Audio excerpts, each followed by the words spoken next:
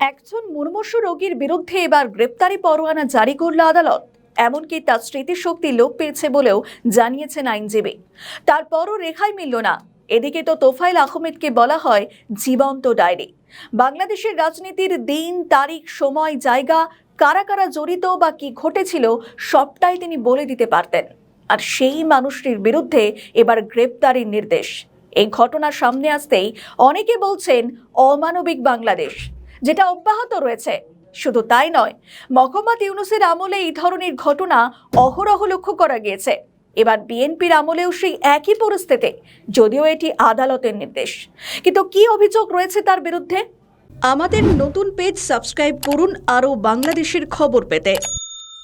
অবৈধভাবে 1,15,00,000 টাকা অর্থ আত্মসাতের অভিযোগে দুযুগ আগের মামলায় 69-এর গণ অভ্যুত্থান আর 71-এর মুক্তিযুদ্ধের অগ্রসৈনিক আওয়ামী লীগের একসময় প্রভাবশালী নেতা এবং সাবেক মন্ত্রী তোফায়েল আহমেদ সহ দুজনের গ্রেপ্তারি পরোয়ানা জারি করেছে আদালত।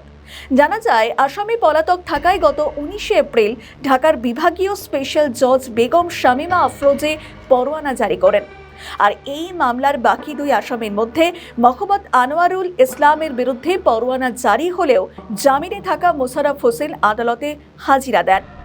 এর মধ্যে তোফায়েল আহমেদের অসুস্থতার কথা জানিয়ে আদালতের কাছে তার আইনজীবী খায়রউদ্দিন শিকদার আবেদনও করেন। শুনানিতে তিনি বলেন, তোফায়েল আহমেদ বহুদিন ধরেই অসুস্থ হয়ে রয়েছেন। শুধু তাই নয়, রাজধানী স্কয়ার হাসপাতালে চিকিৎসাধীনও রয়েছেন তিনি। আর এই কারণে তিনি আদালতে হাজিরাও দিতে পারেননি। এখন তিনি কাউকে চিনতে পারেন না, তার স্মৃতিশক্তি লোপ পেয়েছে। আদালতে উপস্থিত হয়ে মামলার কার্যক্রমে অংশ নিতে পারবেন না। পাশাপাশি তার আইনজীবী তোফায়েল আহমেদের মানসিক অবস্থা পরীক্ষার আবেদনও জানান আদালতের কাছে। তবে আদালত আবেদন নামঞ্জুর করে দেয়। মামলার অভিযোগে বলা হয়েছে, তোফায়েল আহমেদ ক্ষমতার অপব্যবহার করে অবৈধভাবে অর্জিত 1,25,00,000 টাকা গোপন করার উদ্দেশ্যে সহযোগীদের মাধ্যমে যেখানে অর্থ স্থানান্তর এবং উত্তোলন করেন।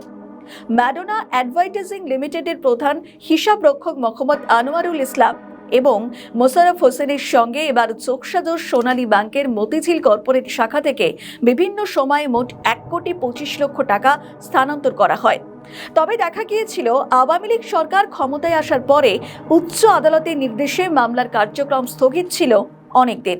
ফের বিএনপির আমলেই মামলা নিয়ে নির্দেশ আদালতের। তবে অনেকে বলছেন, একজন অসুস্থ মানুষকে এইভাবে নির্দেশ অমানবিকতার পরিচয়।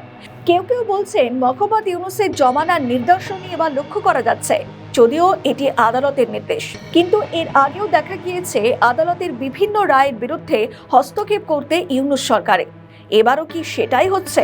উঠছে প্রশ্ন। আমাদের ভিডিও ভালো লাগলে লাইক ও শেয়ার করুন। কমেন্ট সেকশনে আপনাদের মতামত জানান। আরও ভিডিও পেতে আমাদের চ্যানেলটিকে সাবস্ক্রাইব করুন এবং প্রতি মুহূর্তে খবরের আপডেট পেতে প্রেস করুন বেল আইকন।